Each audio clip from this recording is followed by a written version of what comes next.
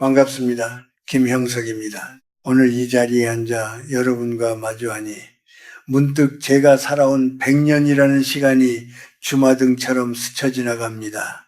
제가 올해로 106살이 되었습니다. 사람들은 저에게 묻곤 하죠.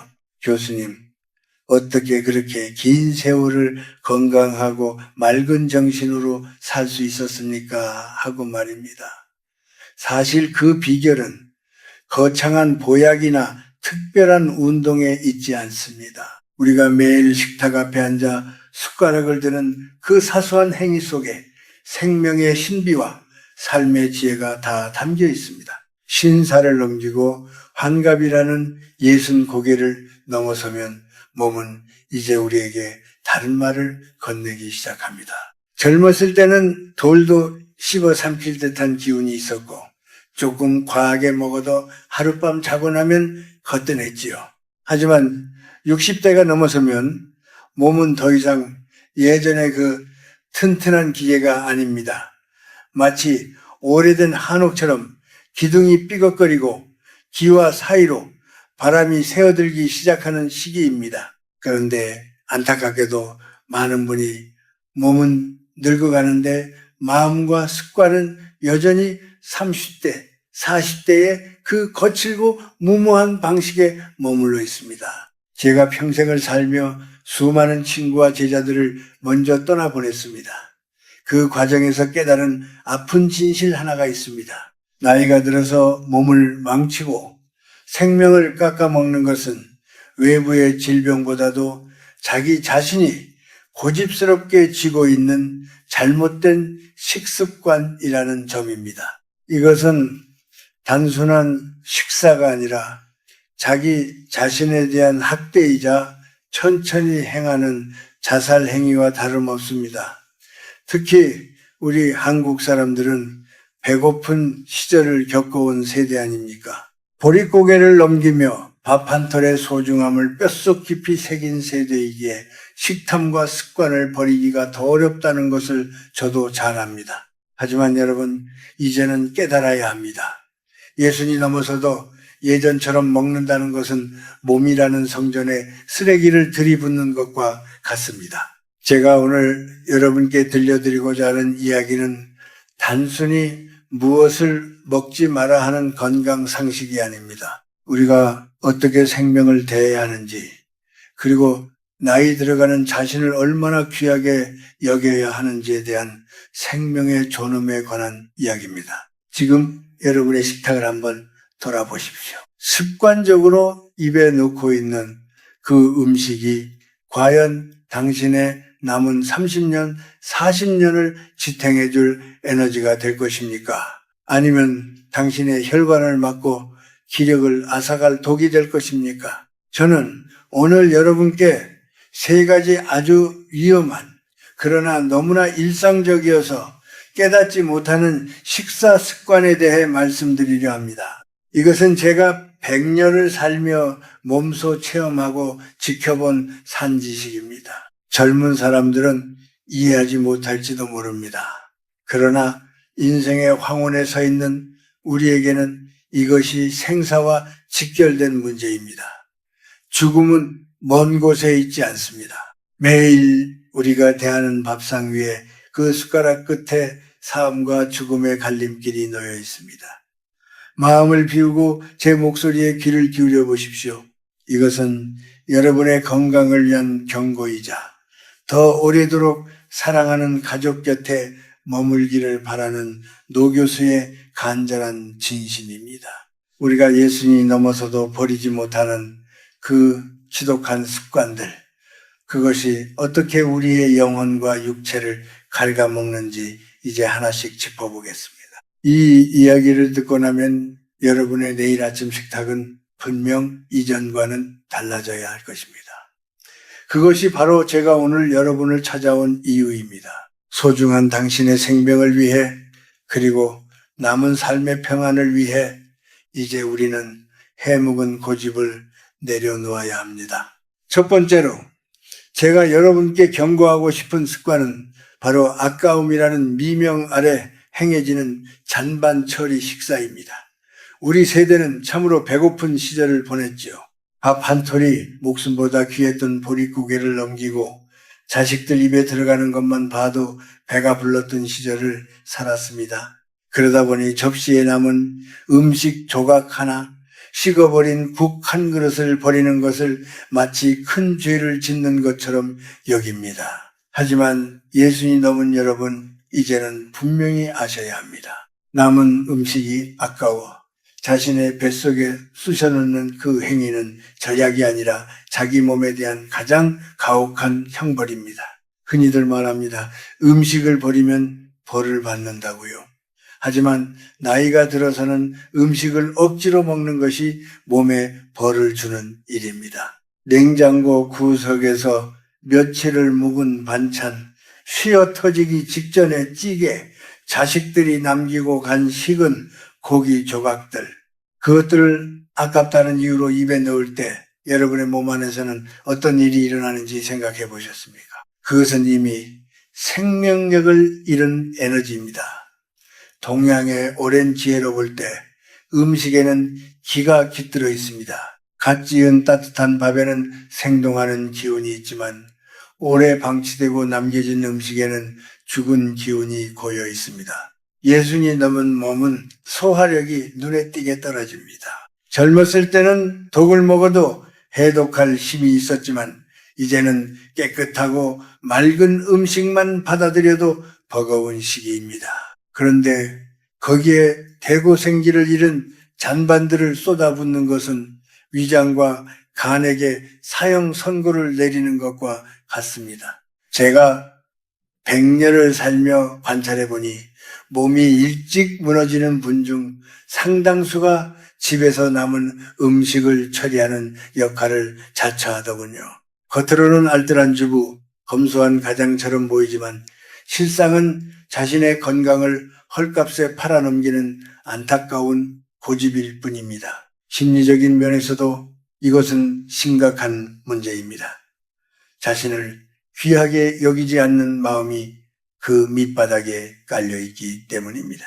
나는 남은 것이나 먹어도 되는 사람, 나는 대충 한 끼 때워도 상관없는 사람이라는 무의식이 스스로를 갉아먹습니다. 사람이 나이가 들수록 품격이 있어야 한다고들 하죠. 그 품격은 비싼 옷에서 나오는 것이 아니라 자신이 먹는 음식을 얼마나 정갈하게 대하느냐에서 시작됩니다. 남이 먹다 남긴 것을 아까워하며 먹는 행위는 스스로의 존엄성을 훼손하는 일입니다. 영적으로 보면 상하거나 오래된 음식은 우리 몸의 맑은 기운을 탁하게 만듭니다. 마음이 이유 없이 무겁고 우울하며 몸이 천근만근인 날이 많다면 혹시 어제 아깝다고 먹어치운 그 남은 음식 때문은 아닌지 돌아보아야 합니다. 우리 몸은 쓰레기통이 아닙니다. 세상에서 가장 귀한 대접을 받아야 할 생명의 그릇입니다. 여러분, 이제부터는 과감해지십시오. 남은 음식이 있다면 차라리 버리십시오. 아니면 애초에 남기지 않을 만큼만 소박하게 준비하십시오. 접시를 비우기 위해 내 몸을 희생시키는 어리석음을 범하지 마십시오. 비워진 접시보다 비워진 위장이 훨씬 더 건강하고 성스러운 법입니다. 배가 조금 고픈 듯이 식사를 마치고 맑은 정신으로 차 한 잔을 마시는 그 고요한 시간이 여러분의 수명을 연장해 줍니다. 과거에 가난했던 기억이 여러분의 손을 붙잡더라도 이제는 그 손을 놓아주어야 합니다. 우리는 이제 생존을 위해 먹는 단계를 지나 품위 있게 삶을 마무리하기 위해 먹는 단계에 와 있습니다. 아까운 것은 음식이 아니라 잘못된 습관으로 병들어가는 당신의 소중한 남은 세월입니다.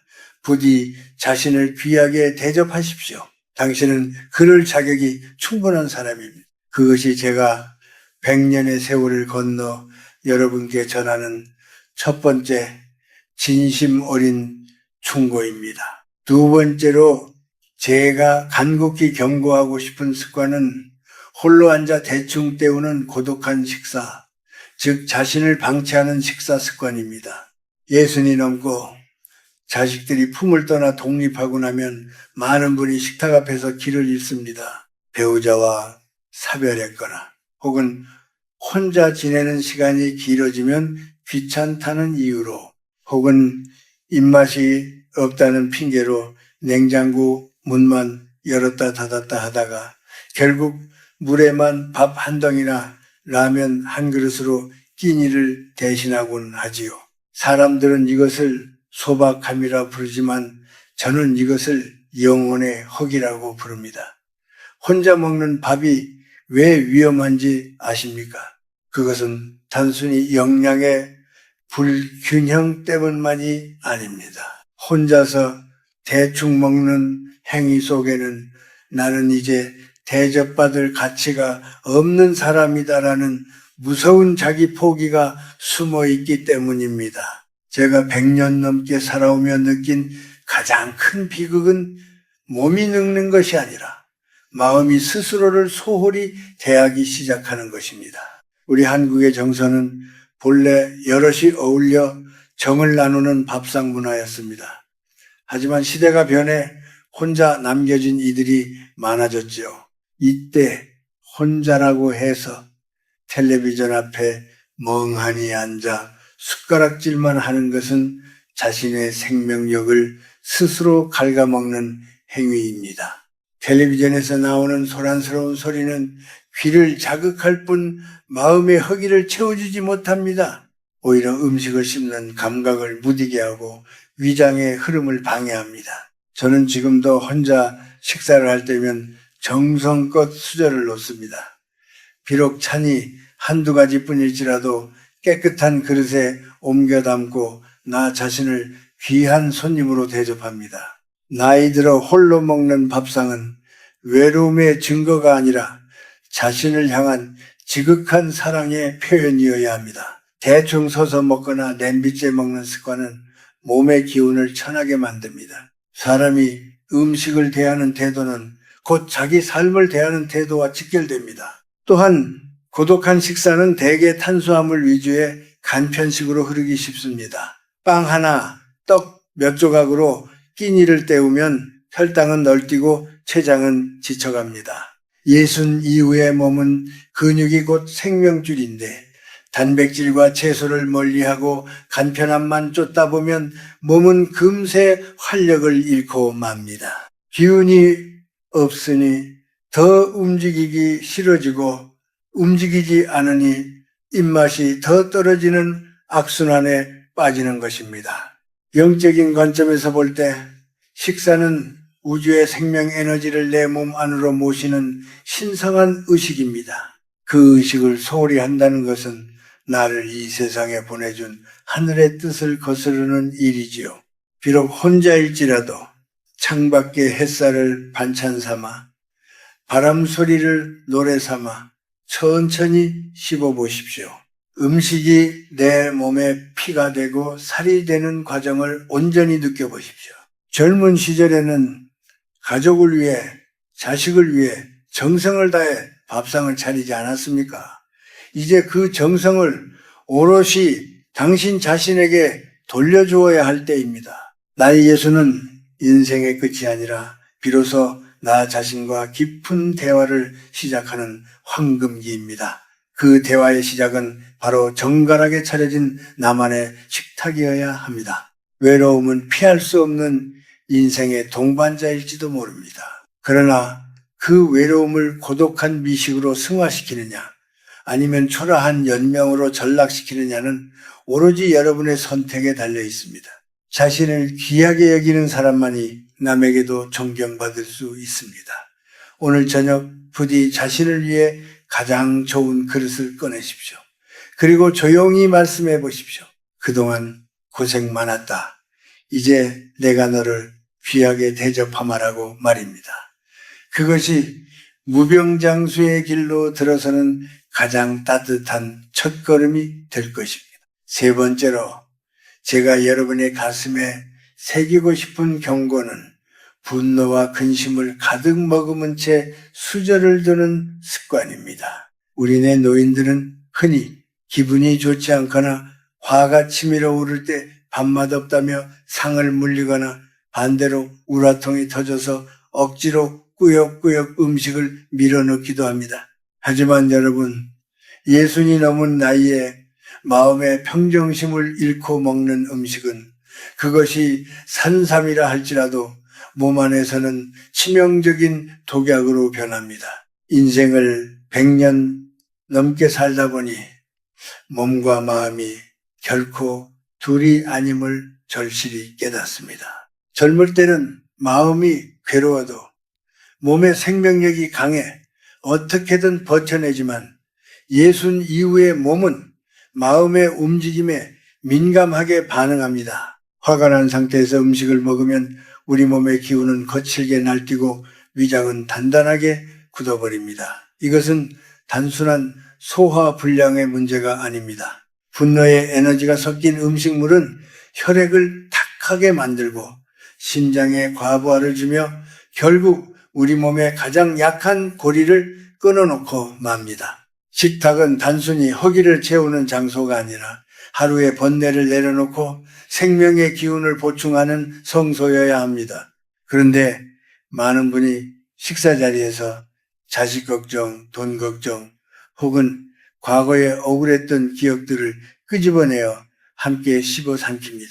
며느리에 대한 서운함, 사별한 배우자에 대한 그리움, 혹은 노후에 대한 막연한 불안감을 반찬 삼아 식사를 하시는 분들을 볼 때면 제 마음이 참으로 아픕니다. 입으로는 곡기를 넣고 있지만 영혼으로는 독기를 마시고 있는 셈이기 때문입니다. 동양의 오랜 가르침에 식시무언이라는 말이 있죠. 식사할 때는 말을 삼가라는 뜻입니다. 이것은 단순히 예절을 따지는 것이 아니라 온전히 음식의 기운에 집중하여 마음의 평화를 유지하라는 선조들의 깊은 지혜입니다. 특히 예순이 넘어서는 남의 험담을 하거나 정치적인 논쟁을 하며 식사하는 것을 경계해야 합니다. 거친 말이 입 밖으로 나오는 순간 우리 몸의 소화 효소는 멈추고 대신 스트레스 호르몬이 온 몸을 휘감게 됩니다. 제가 지금까지 건강을 유지하는 비결 중 하나는 식탁 앞에서 절대 화를 내지 않는다는 원칙입니다. 만약 마음이 몹시 어지러운 일이 생기면 저는 차라리 잠시 식사를 뒤로 미룹니다. 명상이나 가벼운 산책으로 마음의 파도를 가라앉힌 뒤 평온한 상태가 되었을 때 비로소 수저를 듭니다. 음식을 대할 때는 오직 감사한 마음만을 담으려 노력합니다. 이 쌀을 하나가 내 입에 오기까지 얼마나 많은 햇살과 바람 그리고 농부의 땀방울이 깃들었을까를 생각하면 분노가 설 자리는 사라지고 그 자리에 경건함이 차오릅니다. 여러분, 노년의 건강은 무엇을 먹느냐보다 어떤 마음으로 먹느냐에 달려 있습니다. 미워하는 사람을 떠올리며 씹는 고기는 살이 되지 않고 병이 됩니다. 억울함을 곱씹으며 마시는 국물은 피가 되지 않고 독이 됩니다. 이제 예순의 나이가 되셨다면 세상을 향한 날선 감정들은 식탁 밖으로 던져버리십시오. 나를 힘들게 했던 사람들도, 나를 괴롭히는 걱정거리들도 밥상머리에서는 잠시 잊으셔도 좋습니다. 식사는 육체를 지탱하는 수단인 동시에 영혼을 맑게 씻어내는 수행입니다. 한 수저를 입에 넣을 때마다 내 몸의 세포 하나하나가 살아나고 있다는 믿음을 가지십시오. 고요하고 평온한 마음으로 식사를 마칠 때 여러분의 얼굴에는 노년의 품격이 서린 평온한 미소가 피어날 것입니다. 부디 분노라는 독을 식탁에 올리지 마십시오. 그것이 100년을 살아온 이 노 교수가 여러분께 드리는 마지막 식사 철학입니다. 평화로운 식탁이 곧 평화로운 여생을 보장하는 법입니다. 마지막으로 제가 여러분께 전하고 싶은 이야기는 비움과 절제의 미학, 그리고 인생의 황혼기를 대하는 성숙한 자세에 관한 것입니다. 100년을 넘게 살며 수많은 음식을 맛보았고 세상의 진미를 경험해 보았지만 결국 제 몸을 가장 평온하게 유지해 준 것은 화려한 성찬이 아니라 소박하고 맑은 식탁이었습니다. 예수님이 넘어서면 우리는 채우는 법보다 비우는 법을 먼저 배워야 합니다. 그것이 자연의 섭리이자 생명이 오래도록 빛을 발하는 비결이기 때문입니다. 젊은 시절에는 에너지를 밖으로 발산하며 살았습니다. 그때는 많이 먹고 많이 움직이며 세상을 정복하듯 살았지요. 하지만 이제는 기운을 안으로 모으고 갈무리해야 하는 시기입니다. 제가 늘 강조하는 습관 중 하나는 소식입니다. 위장을 칠할 정도만 채우고 나머지 3알은 비워두는 것이지요. 그 비워둔 공간은 단순한 빈자리가 아니라 우리 몸이 스스로를 치유하고 숨을 쉴 수 있게 하는 생명의 여백입니다. 예수님이 넘어서도 배불리 먹어야 직성이 풀리는 습관은 몸이라는 기계에 무리한 과부하를 거는 일이며 결국은 스스로의 생명줄을 갉아먹는 행위가 됩니다. 또한 우리가 일상에서 무심히 사용하는 말들을 돌아보아야 합니다. 식사 자리에서 툭툭 내뱉는 부정적인 말들, 나는 이제 늙어서 쓸모가 없다거나 몸 여기저기가 아파서 살기 싫다는 식의 한탄은 그 어떤 상한 음식보다 더 치명적인 독이 되어 여러분의 식탁을 오염시킵니다. 말은 곧 씨가 된다고 있습니다. 밥을 먹으며 내뱉는 불평은 고스란히 음식과 섞여 혈액을 타고 온몸으로 퍼져나갑니다. 이제는 입을 열어 불평하는 대신 침묵 속에서 음식의 결을 느끼거나 곁에 있는 사람에게 따뜻한 감사의 말을 건네 보십시오. 그것이 바로 보약보다 귀한 인생의 양념입니다. 나이가 들어간다는 것은 서글픈 퇴장이 아닙니다. 마치 잘 익은 과일이 나무에서 떨어지기 직전 가장 달콤한 향기를 내뿜듯 우리의 삶도 예순 이후에 비로소 진정한 인간미와 지혜의 향기를 풍길 수 있습니다. 그러기 위해서는 가장 먼저 우리 몸의 뿌리인 식습관부터 바로잡아야 합니다. 아깝다고 남의 찌꺼기를 먹지 말고 혼자라고 해서 자신을 함부로 대하지 마십시오. 그리고 분노의 기운으로 식탁을 더럽히지 마십시오.